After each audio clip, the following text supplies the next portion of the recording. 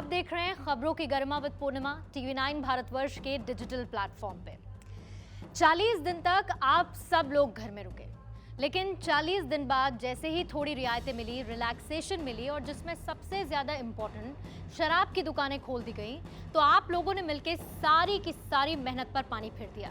अब ये सवाल मैं इसीलिए कह रही हूँ क्योंकि जो भी गाइडलाइंस जारी की गई थी, सरकार ने उसके हिसाब से शराब की दुकानें खोलने की अनुमति दी, परमिशन दी। शराब की दुकानें खुलती हैं, लेकिन किसी भी गाइडलाइन का पालन नहीं होता है, यानी कि कोई सोशल डिस्टेंसिंग नहीं होती है। सरकार ने कहा कि 5 लोग से ज़्यादा एक वक्त पर एक दुकान में नहीं रह सकते, लेकिन 5 लोग आप छोड़िए, कितनी हज़ारों की हज़ार भीड़ शराब खरीदने के लिए पहुंच जाती है। 5-5 किलोमीटर लंबी लाइन लगती है। मतलब क्यों आखिर, और क्या सोच के आपको ये सब करने की ज़रूरत पड़ी, मुझे तो यही नहीं समझ में आ रहा है। एक तरफ आपने ये नहीं सोचा कि आप बाहर निकलेंगे, सोशल डिस्टेंसिंग की आप धज्जियां उड़ाएंगे तो आपको कोरोना वायरस हो सकता है। आपने ये बिल्कुल भी नहीं सोचा। आपने अपनी ज़िंदगी को खतरे में डाला, अपने आसपास के लोगों की ज़िंदगी को खतरे में डाला, और शराब आपके लिए इतनी ज़रूरी हो गई कि आपने ये नहीं सोचा कि आप जब घर जाएंगे तो आपके घर में बच्चे, आपके घर में बूढ़े बुजुर्ग, वो भी इस वायरस से इन्फेक्टेड हो सकते हैं। अगर आप इन्फेक्टेड हो गए तो मतलब आपने उनकी ज़िंदगी को भी खतरे में डाल दिया। ये सोचने वाली बात है कि ज़रा सी छूट मिली तो आप लोग ऐसे निकल पड़े कि जैसे शराब ही आपकी पूरी दुनिया है।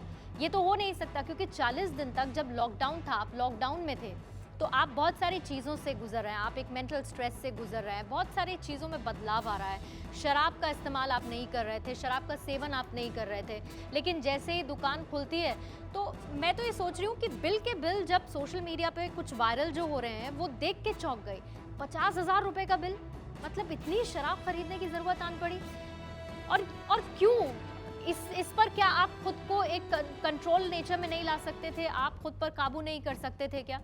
दूसरी चीज़ जो सबसे इम्पॉर्टेंट रही वो ये कि इस वक्त, इस महामारी के वक्त में पैसा बचाना सबसे ज़्यादा ज़रूरी चीज़ है, क्योंकि आगे आने वाला वक्त कैसा होगा ये हम में से किसी को भी नहीं पता है।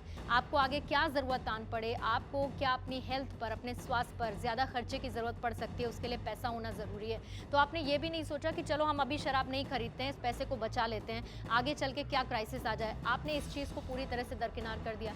तीसरी बहुत इंपॉर्टेंट चीज़ आप ये नहीं समझ रहे हैं कि सरकार ने इसीलिए शराब की दुकान खोली क्योंकि राजस्व का नुकसान हो रहा था और अर्थव्यवस्था पूरी तरह से डगमगाई हुई है। ऐसे में सरकार ने ये फैसला लिया कुछ गाइडलाइंस के साथ कि शराब की दुकानें खोली जाएंगी।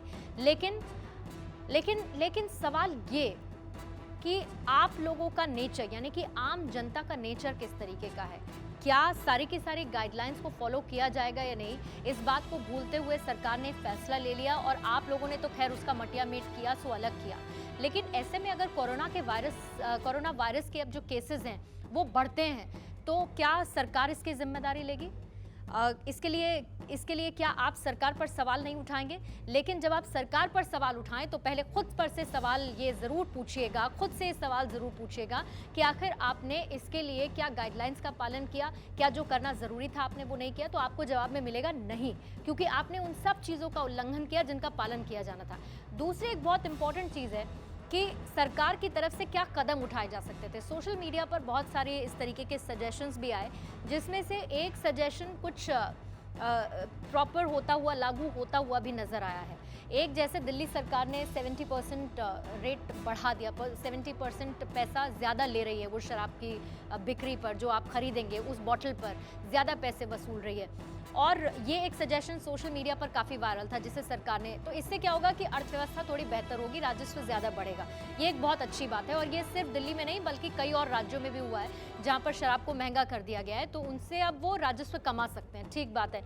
लेकिन छत्तीसगढ़ सरकार, मुझे ज़रूर इसमें मेंशन करना चाहिए, एक बहुत बड़ा फैसला जो छत्तीसगढ़ सरकार की तरफ से लिया गया कि अभी वो एक पोर्टल पे काम कर रही है। उस पोर्टल के ज़रिए होम डिलीवरी शराब की हो पाएगी, यानी कि उसमें लिस्ट किए जाएंगे डिलीवरी बॉयज़, और उसके बाद ये प्रोसेस आगे बढ़ेगा तो आपसे एक फ़ीस वसूली जाएगी होम डिलीवरी की, और वो शराब आपके घर पर पहुंच जाएगी। तो ऐसे में क्या होगा, एक तो सोशल डिस्टेंसिंग का पालन हो जाएगा, जो गाइडलाइंस हैं उनका पालन हो जाएगा, और दूसरा आप कोरोना वायरस से भी बचे रहेंगे। अब आपको ये सोचने की इन सब के बीच में ज़रूरत है कि क्या सरकार को इस नौबत पे आना पड़े कि उसे दुकानें बंद करनी पड़े, क्योंकि आप लोग तो मानने को तैयार नहीं हैं। दूसरा, क्या आप ये सोच पाएंगे, ये समझ पाएंगे कि भाई जान है तो जहान है, और कोरोना वायरस पहले आपको पकड़े उससे पहले शराब आपको पकड़ लेगी। जिस तरीके से आप शराब के जरिए कोरोना वायरस आपको पकड़ लेगा, जैसे आप इस वक्त सड़कों पर निकल रहे हैं और 5-5 किलोमीटर लंबी लाइन लगा रहे हैं। तो जरा आप ये सोचिए कि आपकी एज अ सिटीजन जिम्मेदारी क्या बनती है। और यही मेरा भी टेक है कि अपनी जिम्मेदारी समझिए। दुकानें खुल रही हैं तो कम से कम गाइडलाइंस को फॉलो करते हुए जाइए, शराब खरीदिए, कोई दिक्कत नहीं है, लेकिन कम से कम अपने आप को सुरक्षित रखिए और अपने परिवार को सुरक्षित रखिए। इतना कर सकते हैं ना आप लोग।